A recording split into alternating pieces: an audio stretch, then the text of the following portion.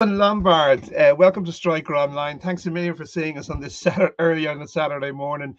We've Yeah, thanks for having seen me. some great work that you're doing, and we really feel that our community could really benefit just from seeing your content and also just learning more about you. You're obviously Irish. Can you tell us a Yeah, little bit more about your background in grassroots football and also how you ended up following your career, and also now with this Physio own escapade? I suppose like I've been playing grassroots football since I could probably first walk, to be honest. So I started at Woodlawn FC out in Santry, and then I played most of really my underage career at Artane Beaumont. Um, would have played, in college as well. But then, growing up playing sports and then having a kind of an interest in science, I think physio was kind of the natural route to take after that, to be honest, because in 6 years probably a little bit lost in what to do, but that kind of felt like the natural next step.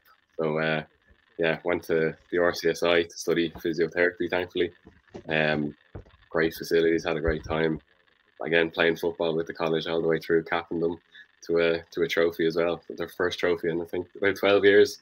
So that was a nice little achievement for that. Um, and then afterwards didn't really wasn't a massive fan of the hospitals and training in hospitals and that kind of stuff. So found my way into private practice where I'm working today. And in private practice you're kind of almost you have a lot more freedom to do what you want. So I have family who are on TikTok as well. So that kind of got the inspiration from them. Um, the content itself, I suppose, kind of growing up watching football, you'd be watching your favorite team or whatever, and then you hear the big stars injured, and then you wouldn't hear it from them. You wouldn't know what type of injury it is. You wouldn't know. Sometimes they'd be out for a week, sometimes they'd be out for the entire season, and you'd have no explanation why. You'd hear a bunch of or a bunch of letters even jumbled together, ACL or MCL or whatever. Mhm. No idea what it means. No idea how long that takes. So I found it really frustrating watching football and then hearing about that kind of stuff and not really understanding why it happens. So I think now that I do have an understanding of what happens, I like to.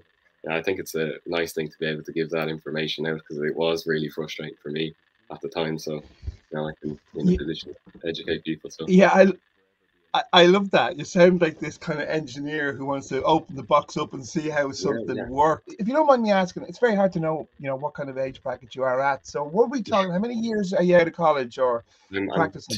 two years out of college Wow. since July. So new enough into my career, but so lots to come. But I've been Now, in private practice pretty much since I've graduated, and I do obviously the sports side. I like sports cover and that kind of stuff on the side as well. But useful um, enough in my career. yeah, okay. So we would. What I know that physiotherapy is not the shortest course in the world, or any of these Yeah, medical courses. And so I'm going to hazard a guess that you're maybe in around 25, 26. Would I be wrong? yeah. 27? Close enough. 24, a little bit. Aging me 24, 24. a little bit, but that's okay. Yeah. Oh my God. Okay, okay, okay. Right. Yeah, So yeah, we're dealing with somebody who is obviously multifaceted, multi-skilled, high level of capability. You're working in a private practice, and how long are you promoting your brand, Physio Owen? How long are you doing that? yeah. So I mean, I think the first video went up about a year ago. So that kind of started with in private practice in general, like marketing is a lot bigger thing, of course, because you don't have the backing of the HSE or anything like that to get Yeah. people in. So um I was asked to make a few videos for just the private practice website essentially. So I was editing them on TikTok just because the software on it was, it was nice and basic and that kind of stuff. And while I was there, I was just thinking, sure, like I might as well stick it up. And then they started getting views. So I decided, like, I think it was a year ago, about a week or two ago or something like that. I got the memories up on my phone. Um, that I think the first injury of the week kind of video went up, Yeah. which was Mhm. that was I just pitched it to my boss basically, like I might start making this series, and I think it was the second one or something like that was was about an ACL tear, a skateboarder, Nigel Houston, and that was the first one that went viral. So it started off with me just, making a few videos for the website, and then just throwing them up on TikTok, and that's kind of how it started out. And now that you've mentioned your private practice, can you tell us a little bit about? Are you allowed to? I presume we can talk about them. Yeah. I mean, it's called Physio Hub, and we're based in Bayside on north side of Dublin, basically. So, if you want to come in for a session, more than welcome to. Well, look, I want to talk to you. One of the things we're doing is we're working with different types of partners. From companies like MySolar, who want to help clubs reduce their electricity bills. You know what I mean? To different types that we feel, DBS Sports that do sports tours and academies, different types of partners that have content to contribute, that have a message to give, and can fill the information gaps that need to be filled out there. So we would love to be able to just push your content into our community, and to often just connect. But we can talk about that in different ways. But I'm really glad, because this type of energy and enthusiasm for educating the market needs to be celebrated. And I want to just go into that a little bit more. Obviously, I'm going to be able to show some of your really good ones, but let's just take the ACL, the explanation that you did at the moment. ACL. How you put these videos together, what kind of drives you. You obviously enjoy it, and you're a very good communicator, but just tell us the process there in terms of that. Yeah, so I mean, there's a lot of research that goes into it beforehand. So, if I have space in between patients, basically I'll be spending the time pretty much looking up studies, or looking up even articles about ACL tears, or even videos that other people have done as well, and just kind of compiling all the information I can together. And then again, when I have a bit of free time, I'll sit down and I'll start the videoing process. Once I have all those clips together, then it is just about finding, you might see in a lot of the content, I throw a lot of pictures in, and lots of videos and that kind of stuff from, footage from games and that kind of stuff. Because I think, I don't know about everyone else, but I'm very much a visual learner. So I think when it's out in front of you there, and you can see what you're talking about, it's just a lot easier to understand what is going on. So I have to, then compile all those, and then put it all into the edit, and edit it all on my phone as well, which I need to move on from, because it's I need to I don't know, figure out some way to do it on the laptop or something like that, to save me a bit of time or something like that. But we don't have much time, but I want to focus a lot on, for example, the ACL injury.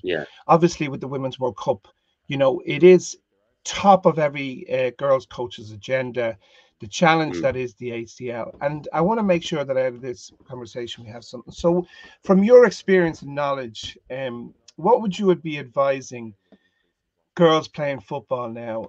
Yeah, so I mean, injury prevention is it's a kind of a tricky enough topic, because it's prevention is a probably not the right word for it, because there is no such thing as full-on prevention of injuries. So injury preparation is really the kind of preferred phrase, to be honest. And that's, I'm stealing that from a fella called Adam Meekins, who's a fantastic physio that I'd recommend a lot of people follow on Instagram. But his process is pretty much building up the muscle, building up the kind of the strength of the tissues and all that sort of things, to be able to handle these high level forces, all sorts of things like that. And when an injury happens, because it will happen, that you're more prepared to deal with it on the other side. Because the stronger you are, the more resilient you are, the quicker you can return after an injury. So there is a injury prevention program called the FIFA 11 Plus, which is it's lots of research again behind it. It's run by FIFA. So I think they saw an injury reduction risk of something like 51% after teams were consistently training or implemented it in training. It's about I think it's about a 20-minute warm up, a couple of different exercises, but it's all based on strength and balance, proprioception, all these really, really important factors for that prevention. So if you are a young girl basically playing football, I'd bring it up with your coach, even bringing up the FIFA 11 Plus. And if you're not doing it in training, then definitely go out and perform it yourself, because it is really nice results in the literature pretty much for reduction of injury risk from it. So that's just one. There's, I think World Rugby have another version of it, but some sort of kind of strengthening, balance, proprioception work is probably the best way to do it. And tell me something. You mentioned World Rugby there. Are we, football might have a few more or twisted turns, or are the two sports having the same type of correlation in terms of injuries? Yeah, I The mean, like ACL. there's definitely, well, yeah, regarding the ACL, I don't know the statistics off the top of my head, but I think, yeah, about 70% of ACL tears happen without any contact at all. So it doesn't really necessarily matter that it's a contact sport versus maybe a less so contact sport than football. I think now that they would be similar enough, but yeah, don't know the statistics off the top of my head anyway. The ACL tears in general are really, really multifactorial. You can't really point to a specific thing and say that's the reason you got an ACL tear, that's the reason this person didn't. But yeah, like there is absolutely a big kind of theory about it that boys grow up playing football or have grown up playing football from very, very young ages. I started playing football when I was about 6, and then I've met women's footballers, women's rugby players who only picked up a rugby ball in their 20s.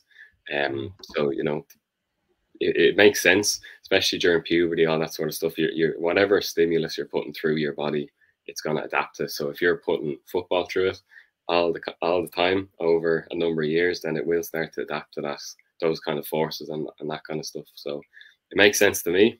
But whether it is reflected in the research is another thing, or yeah. So it's one of many factors that can cause it anyway. Well, it's an important area, and your video on the Marco van Basten. Yeah.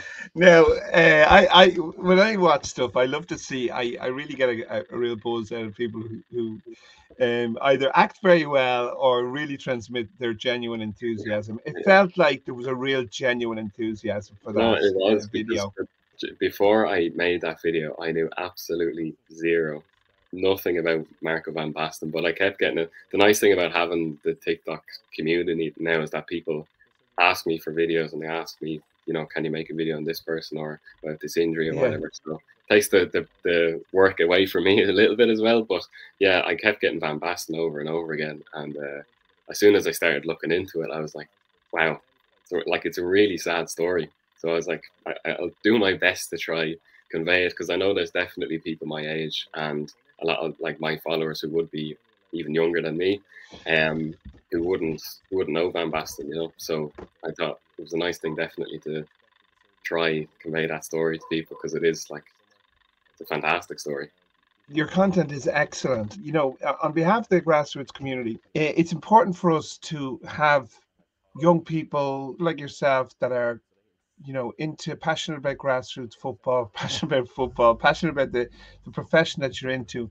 And we'd be delighted. Push your content through, push your content on our site, whatever way, work with you. The things happen. I mean, I'll give you an example. Sometimes a player will get injured, and very often that player, it can be very challenging in terms of mental health. But it's so important if the community, the grassroots community, if we learned how to, do something similar like what you've done. I mean, that kind of like injury of the week, not just focus on the injury, but to focus on the recovery. I'll give you an example. Last season there was a horrific injury with a goalkeeper in Home Farm in Leinster senior team, a Leinster senior league. I mean, it was one of these like hyperextensions, kneecaps. It was horrific. The game had to be abandoned. But it was never really mentioned, it was never really talked about. And it sometimes might help in terms of that player's recovery, just to have, somebody renowned just mention it, or you know what I mean, that it comes up as part of the community. So look, there's a lot of different ideas, but would that kind of resonate with you, that kind of an idea at all?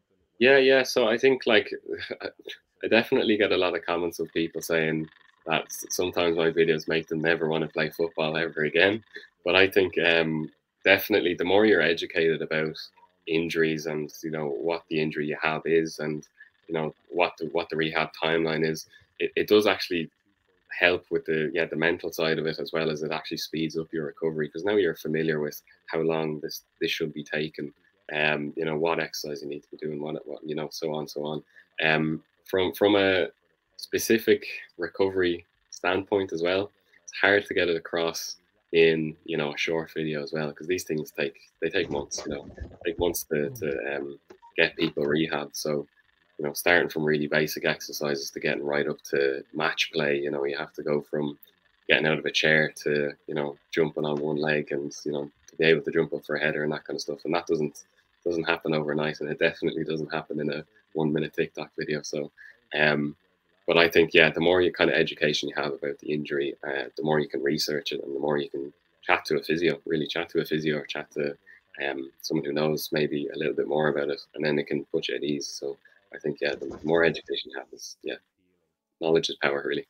In terms of Physio Hub, your current employers, are they delighted? Yeah, they don't pay too much attention to it. To be fair, it's not. You know, I wouldn't say that I have enough followers to make it. You know, it's not blown up basically, but because a lot of the followers are from, you know, the UK or the US and that kind of stuff. So, you know, we're not out the door just yet. So, but yeah, like even as far as, like, I think I've only been recognized out and about once ever. So that's I'm not the paparazzi haven't been noted that I'm leaving the house or anything like that just yet.